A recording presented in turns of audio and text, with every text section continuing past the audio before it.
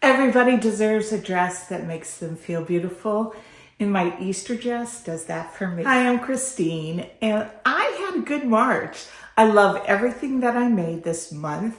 2 of the items I sewed very slowly, not because they were difficult, but because I wanted to pay attention to my sewing, and I think it worked out really well for me.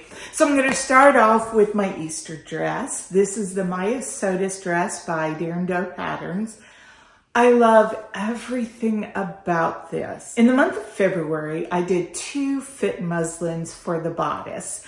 I needed to narrow the shoulder, and I could do it a little more.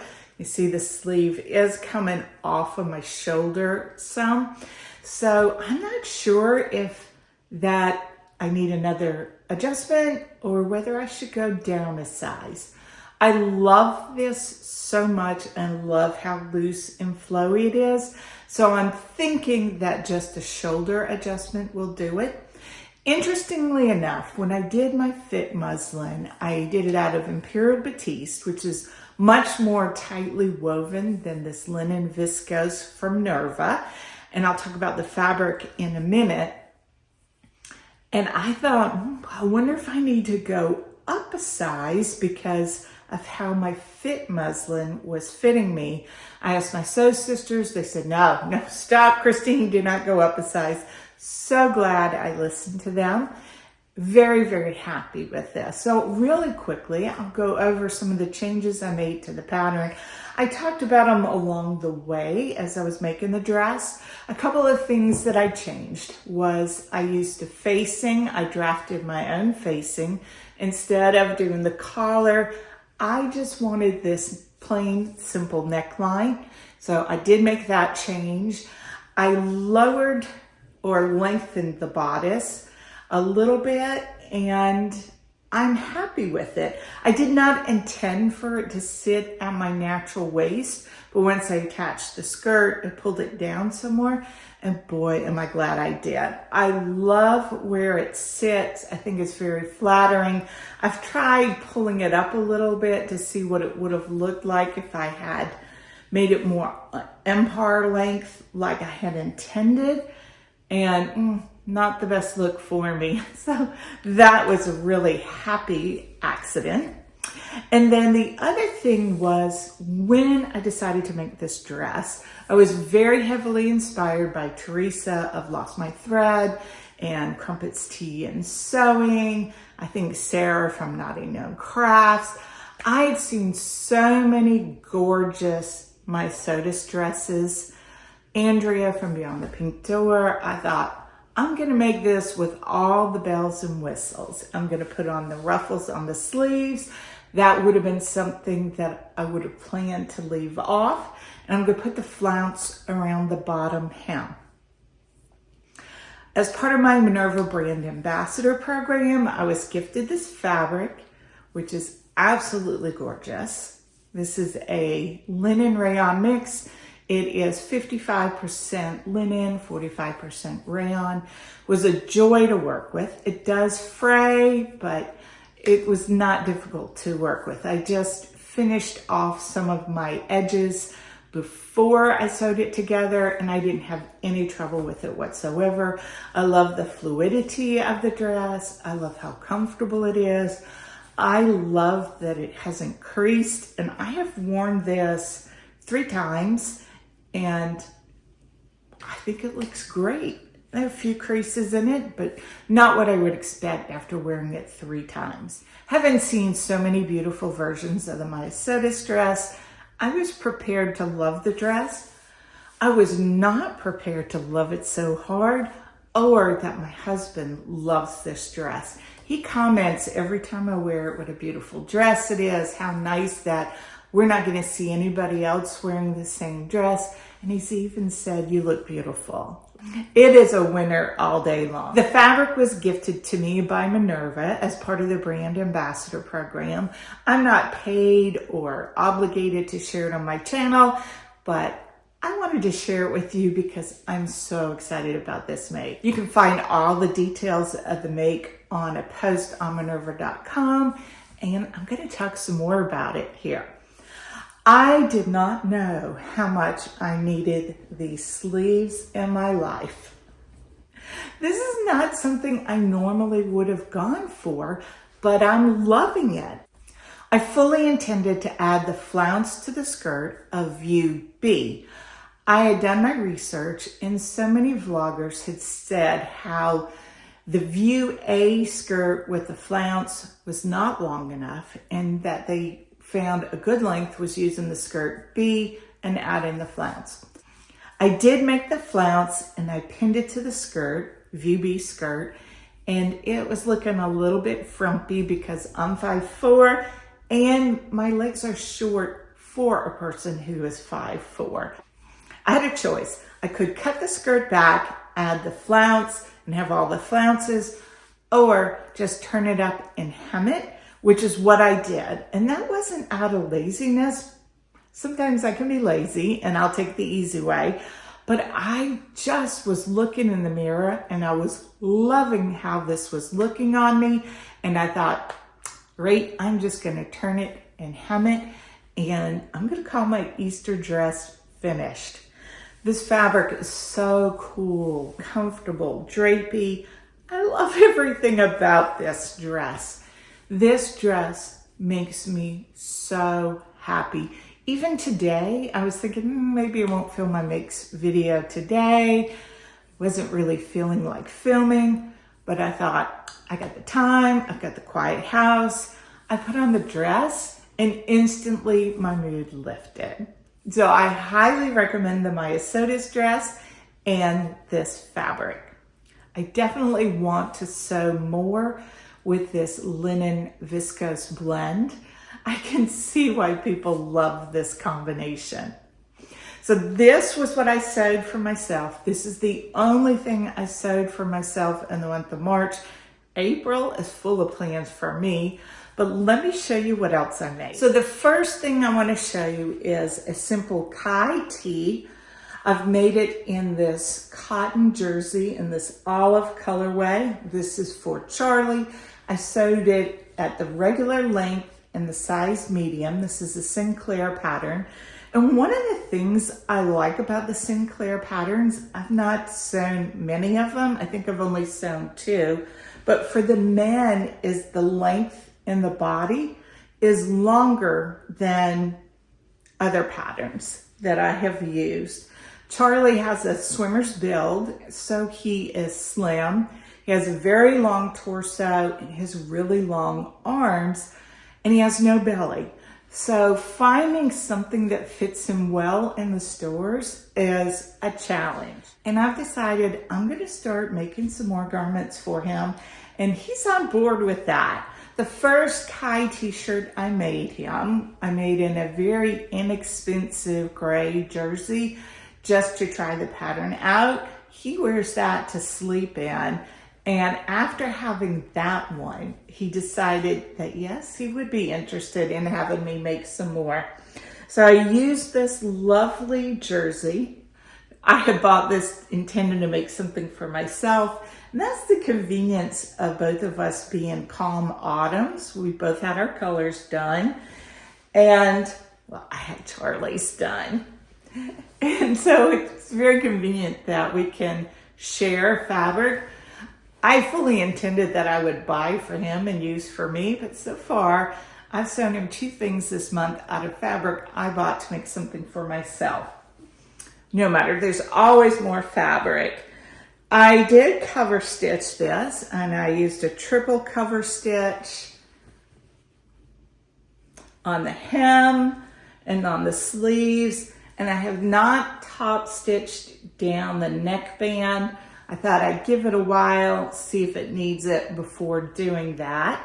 And I added the Kylie Machine label, "Can't Stop, Won't Stop," just to signify I can't stop sewing and I won't stop sewing. He is really happy with this. And one of the reasons that I'm delayed in doing this video is he has been wearing what I've made him on constant repeat. So I wash it. In the case of his other shirt, I iron it and then it's back in the wash. So The second make is also for Charlie, and it was for his birthday. You'll be glad to know I finally got around to making the finished version of a shirt for him. I did a muslin, a mock-up, a toile, whatever you want to call it, of McCall's M6044, and it fit him perfectly. I initially planned to just do a fit muslin, but I wasn't sure if it would fit, so I did the placket. Then I thought, well, let me just see how the collar goes in, see if I even like this since I'm this far. And the next thing you know, I finished the shirt out of this very inexpensive Baby Yoda fabric, and he loved it. So that was a real turning point because he could see that I could make him a shirt that would fit him better than any shirt he's ever owned before. We talked about why he can be a little bit hard to fit. So for his birthday, I got out this micro gingham in this purple. Hopefully the color's coming up correct. I did lots of photos as I was making it, posting them to the community post, and they all looked great, but it's a really beautiful lavender purple. I played around with the pattern and I did the plackets on the bias just to give a little more interest. I used some vintage buttons for my stash. I got a pocket on there. I asked him after I gave it to him, will you even use the pocket? I think occasionally he has a little name badge he might put on here when he's at work. And let me show you the part that I love. I'm trying not to wrinkle it too much because this does require ironing and starch. I finished off the hem with some Specky Seamstress bias binding, and it says it's what's on the inside that counts, and that finishes the hem so neatly. It's quicker, it's easier, it's a nicer finish, and then you have that real nice look on the inside. I'm so pleased with how this turned out. I put a label in, one of a kind. I thought for a nice shirt like this, I wouldn't give him one of those cheeky little made by mommy labels. And he's so pleased with this. And one of the fun things about the bias binding, I have several Specky Seamstress bindings that were cute that I thought would really fit in with the shirt. So I asked my grandson his opinion on what did he think I should put in Pop's shirt. And he's the one who chose that it's what's on the inside that counts. So it's a way of including him in the gift. And it's also a way of nurturing the sewing. We all like to meet with our sewing friends and get advice and give advice. And I did take his advice on that. So I have only 3 more items to show you. And they are for the grandchildren. 2 of them were for the So Frugal. Only one of them counts for So Frugal, but they go together. I made our soon-to-be 3-year-old granddaughter a Hey June handmade racerback dress out of this cotton jersey. Love this pattern. I've made it before. I can't believe it's a free pattern. The fit is nice. It's very true to age size. And our granddaughter is tall, so it's definitely not one to size up in. Just go for the age, unless your child is a lot smaller than her age size. Super cute. So Charlie is going to be bringing that up. He's going up for a quick visit soon. And then I also made her a pair of bummies. This is a Brindle and Twig free pattern for bummies, and I made these in a size, it's 2-3, and she can wear these underneath her dress when she's playing on the playground this summer. I think she's really gonna enjoy this, and these are just so cute. I don't know what it is about them that just makes me want to sew a ton of them. The last thing I have to show you does not need a big descriptor, and you'll know what it is. I made another pair of Hudson pants. I know. I go on and on about these pants. I'm making them all the time.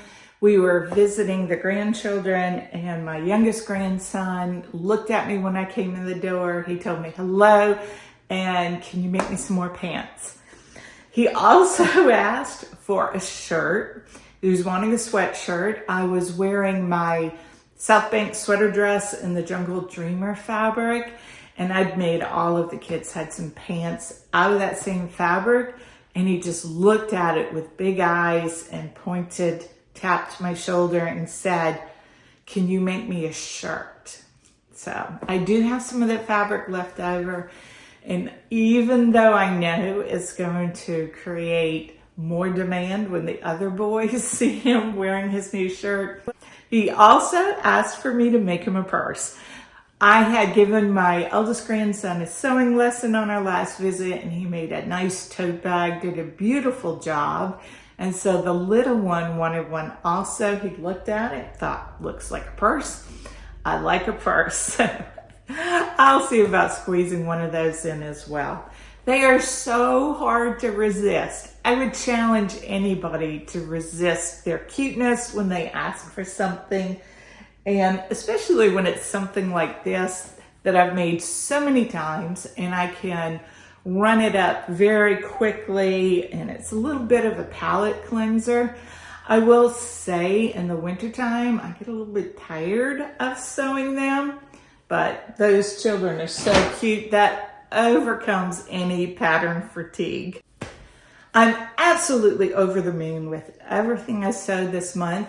April's going to be a little bit more about me. There's going to be a little bit of grandchildren sewing in there because they're so cute. I got a new granddaughter.